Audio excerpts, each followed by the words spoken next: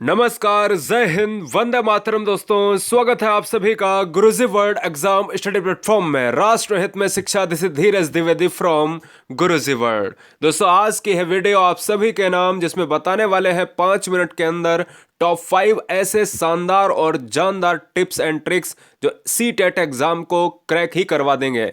हम इस वीडियो में बहुत कंसंट्रेशन के साथ हर बच्चे से कहना चाहेंगे कि एक एक पॉइंट को कंसंट्रेशन के साथ, क्योंकि बात है केवल 5 टिप्स एंड ट्रिक्स की जो एग्जाम में धूम मचा देने वाले हैं। आप हर स्टूडेंट, हर बहन, हर भाई, हर ग्रेडी, किसी भी बच्चे की बात करें, वो घर बैठे अपने एग्जाम को आसानी से क्रैक कर सकता है। तो एग्जाम के पहले ये वीडियो देखिएगा और आप सभी एक बेहतर शिक्षक और शिक्षिका बन जाएगा। तो यह वीडियो 2 पॉइंट पर आधारित होगी। यानी पहले पॉइंट में हम जानेंगे कि वो जानदार शानदार 5 टिप्स एंड ट्रिक्स कौन से हैं जिसमें हम एग्जाम में क्या करें, टॉप कर जाएं। यानी हम ऐसा एग्जाम में क्या करें जिससे एग्जाम क्लियर हो जाए, और हम एग्जाम में क्यों फेल होते हैं, हमें क्या नहीं करना चाहिए, वो हम लास्ट में बात कर लेंगे। ठीक है ना? तो चलिए स्टार्ट करते हैं इस वीडियो का पहला जानदार और शानदार ट्रिक्स एंड टिप्स। देखिएगा, हम सभी जानते हैं कि 150 नंबर में अगर आपका एग्जाम में पेपर आता है वो 150 नंबर का होता है। बोले सर कैसे?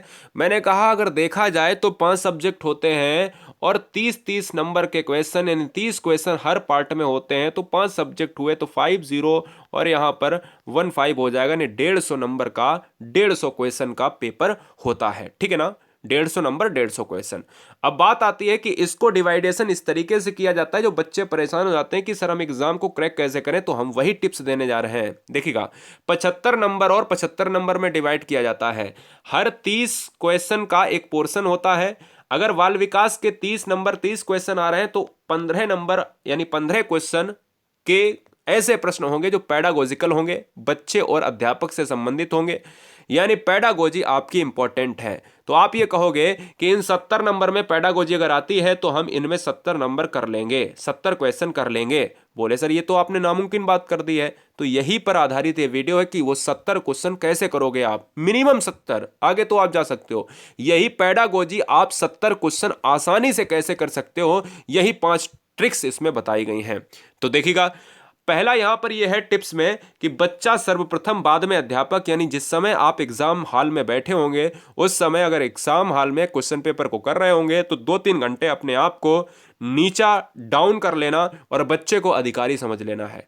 बच्चे को दंड दे दिया तो आपको आयोग दंड दे देगा। मतलब कहने का मतलब यह है कि बच्चा बचा लिया तो आप बच गए। यानी बच्चा अगर सर्वोपरि है तो सर्वोपरि ही रखना है एग्जाम हॉल में। फिर बाद में नौकरी लग जाए ना, उसके बाद में आप बच्चे को पीटो या कुछ भी करो, वो आपके ऊपर डिपेंड करेगा। फिलहाल वहां पर बच्चे को सर्वोपरि रखना है। बच्चा बच गया तो आप बच गए, आप फेल होने से बच जाएंगे। जैसे आप कहोगे सर ये कौन सी बात है?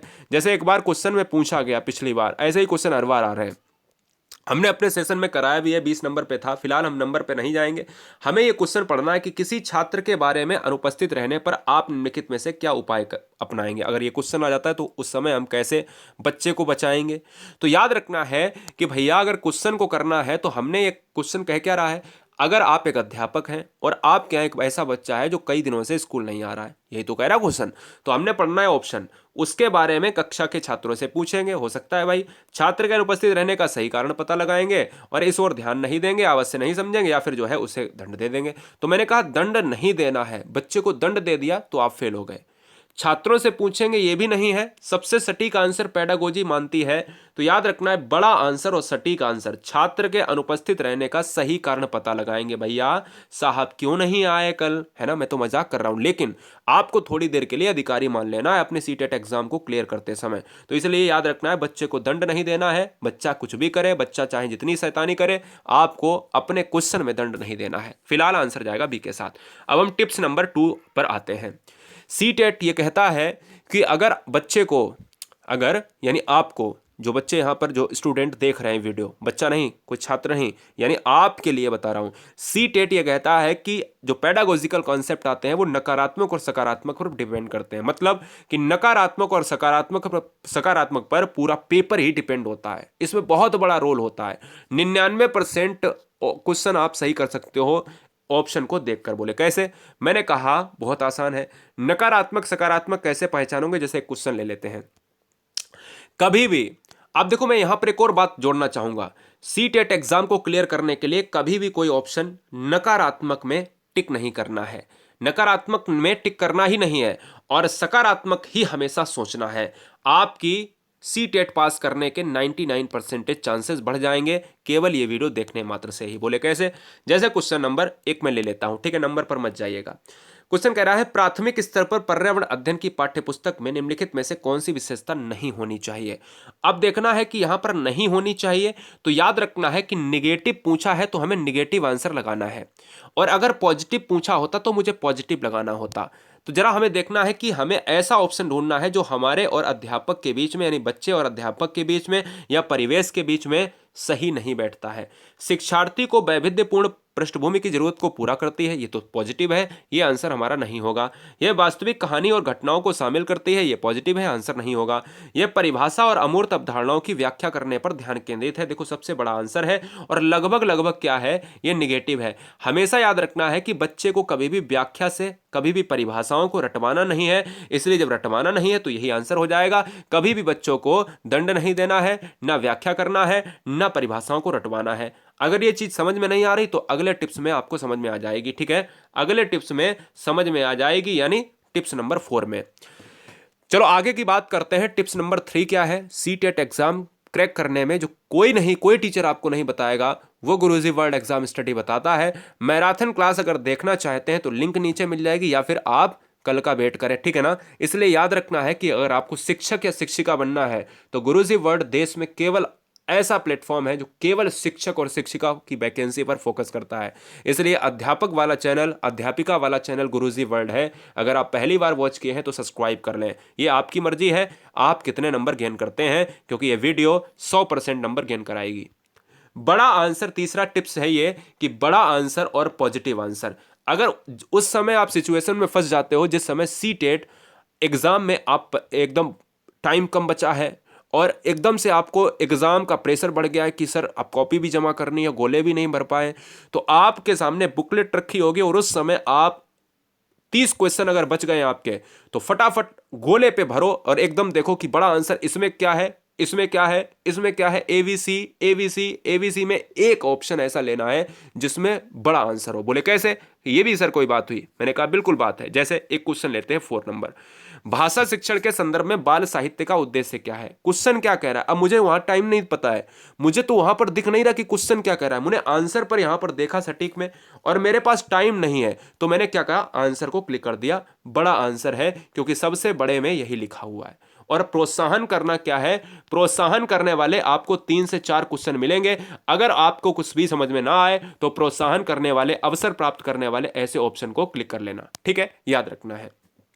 मैंने क्या कहा, जब टाइम ना हो तब भी मार सकते हो, और टाइम हो और समझ में ना आए तो भी क्वेश्चन को आसानी से पढ़ सकते हो, और बड़ा आंसर है और पॉजिटिव आंसर है, सटीक आंसर है, आप मार दीजिएगा, ठीक है। आगे बात करें कुछ पॉइंट नंबर 4 पर यह है कि हमारा टिप्स ये कहता है जो टैग वर्ड है ये आपके 100% सटीक आंसर, 100% सी टेट को क्रैक करने में मददगार साबित होते हैं। बोले कैसे? बिल्कुल मददगार साबित होंगे। बड़ा ध्यान से देखिएगा कि सी टेट को क्रैक करने के लिए 100% सटीक जो है विश्लेषण टैग वर्ड करते हैं। बोले कैसे? अब देखो यहां पर टैग वर्ड कैसे करते हैं, जैसे यहां पर पॉजिटिव, इनका स्क्रीनशॉट ले लेना, इनका स्क्रीनशॉट ले लेना, और इन पॉजिटिव वर्ड और कुछ निगेटिव वर्ड हैं ये, इनको केवल 7-8 पॉजिटिव वर्ड को अपने कॉपी में लिख लेना, और इनको लिखने मात्र से ही अपने एग्जाम में आप 20 नंबर गेन कर जाओगे एक्स्ट्रा, मात्र से मात्र 5 मिनट में। 5 मिनट के अंदर 20 क्वेश्चन ऐसे होंगे 150 में जो अपने आप से मार जाओगे। बोले कैसे? जब भी क्वेश्चन में आपसे पूछा जाए कि बच्चों को क्या करना चाहिए, बच्चों को अवसर दिलवाना चाहिए, बिल्कुल याद रखना है कि पॉजिटिव में आंसर सोचना है हमेशा। पॉजिटिव में अगर क्वेश्चन में पूछेगा तो अगर ये ऑप्शन में अगर आपको मिलते हैं तो तुरंत आंसर क्लिक करो।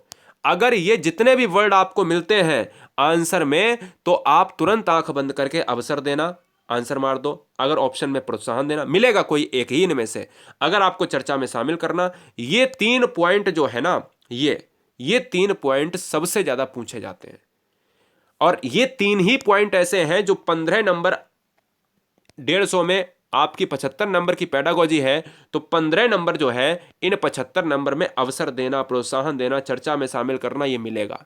CDP, इन्वायरमेंट, ये सारी पेडागोजी को मिलाकर 15 नंबर के ऐसे क्वेश्चन होंगे जो अवसर देना, प्रोत्साहन करना, चर्चा में शामिल करना।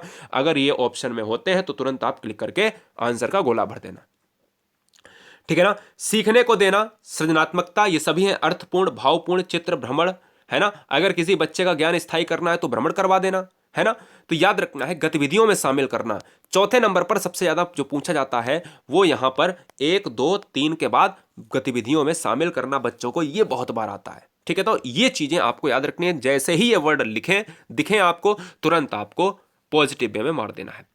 अगर क्वेश्चन निगेटिव में पूछा जा रहा है तो फिर क्या करेंगे? जब क्वेश्चन नेगेटिव में पूछा जा रहा है तो आप याद रखना है कि मुझे क्या नहीं करना चाहिए। तो बच्चे को कठोर नियम नहीं देना चाहिए, बच्चे को व्याकरण रटवाना नहीं है, कंठस्थ कराना नहीं है, व्याख्या कराना नहीं है, वर्णन करना नहीं है, परिभाषा सीखना नहीं है, दंड देना नहीं है, पीटना नहीं है, प्रधानाचार्य से परामर्श नहीं करना, खुद परामर्श करना है, ठीक है ना। त्रुटियां, बल देना, कम नंबर देना, केवल मात्र, ये पॉइंट आपको याद रखना है कि अगर किसी क्वेश्चन में आप CTET एग्जाम में किसी क्वेश्चन का आंसर नहीं कर पा रहे हो और आपके पास 4 विकल्प हैं, तो उस समय आपको ऐसे विकल्प काट कर छांट देने हैं जिसमें केवल लिखा हो। केवल इसमें भी है तो नहीं आंसर होगा, केवल इसमें भी है नहीं आंसर होगा, तो हमारे पास एक ही ऑप्शन बचेगा, पहला।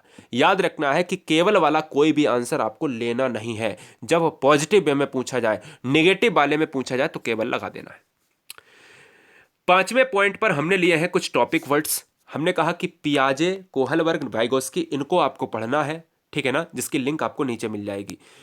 NCF 2005 से पढ़ना है, जहां से आपके 10 से 12 नंबर यहीं से आते हैं। NCF को पढ़ना है, NCF 10 मिनट का टॉपिक है, नीचे लिंक आपको मिल जाएगा, ठीक है ना।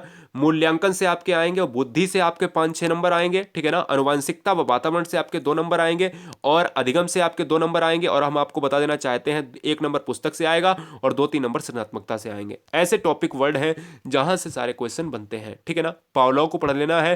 तो ये सारे टॉपिक आपको 6 टॉपिक मिनिमम पढ़ने हैं। साथ ही साथ क्या ना करें एग्जाम के लिए, तो आपको याद रखना है कि हमें क्या नहीं करना चाहिए। हमें एक साथ गोले नहीं भरने चाहिए। हमें OMR मिलती है तो उस समय हमें याद रखना है कि हमारे पास अगर गोले होते हैं तो हम क्या करते हैं कि सारे पेपर को हम सॉल्व कर लेते हैं 150 नंबर का। 150 नंबर का सॉल्व करने के चक्कर में हमारे पास टाइम कम बचता है और हम गोले छोड़ देते हैं, फिर पेपर का मतलब नहीं है, तो आपके पास ही रह जाता है। तो इसलिए याद रखें कि एक क्वेश्चन पेपर का एक पेज अगर आप कर रहे हो तो उसमें 5 क्वेश्चन हैं, तो 5 क्वेश्चन को पहले भर लो, फिर दूसरा पलटो फटाफट 5 क्वेश्चन को कर लो, या 2 क्वेश्चन है, 3 क्वेश्चन है, जितने भी क्वेश्चन एक पेज में है तो उनको कर लो। या आपको नहीं अच्छा लग रहा है तो याद रखना है कि अगर CDP पहले आप कर रहे हैं तो 30 नंबर की CDP है तो CDP को पूरा करके तुरंत भर लें। ये बिल्कुल ना करें कि बाद में आंसर करें। याद रखें कि जिस समय आप क्वेश्चन पेपर कर रहे होते हैं तो तुरंत आपको गोले भरने हैं, तुरंत आपको गोले भरने हैं। 5 क्वेश्चन कर लो, 5 फटाक से भर दो, फिर 5 कर लो आगे की, फिर फटाक से भर दो, ठीक है ना। पेपर को 2 राउंड में करें। अगर कुछ प्रश्नों पर डाउट आ रहा है तो तुरंत उसको गोला मार दें, आगे बढ़ जाएं। और फिर से क्या करें, अगर आपने 150 क्वेश्चन में पहले राउंड में आपने कर लिए 90 क्वेश्चन, दूसरे राउंड में टाइम कम बचा है, आपने देखा कि ये हो सकता है, ये दूसरे 2 ऑप्शन नहीं हो सकते हैं, तो तीसरे में आपने चांस ले लिया, तो मैं कह सकता हूं आसानी से आप दूसरे राउंड में पेपर को अच्छे से क्लियर कर पाएंगे। बड़ा आंसर और सटीक आंसर लगाना ये पेपर की जड़ी बूटी भैया, या जन्म घुट्टी, जो भी आप कह लो, 100% पेपर में सफलता प्राप्त करने के लिए। लाइक नहीं किया है अपने वीडियो में, ये याद रखिएगा, और बच्चों ने सब्सक्राइब नहीं किया है, ठीक है ना। याद रखें आपका ईश्वर चाहेगा सबसे बेस्ट पेपर होगा, ठीक है, तो इसलिए सब्सक्राइब जरूर करें। हम ईश्वर से यही प्रार्थना करते हैं। वंदे मातरम, इंकलाब जिंदाबाद।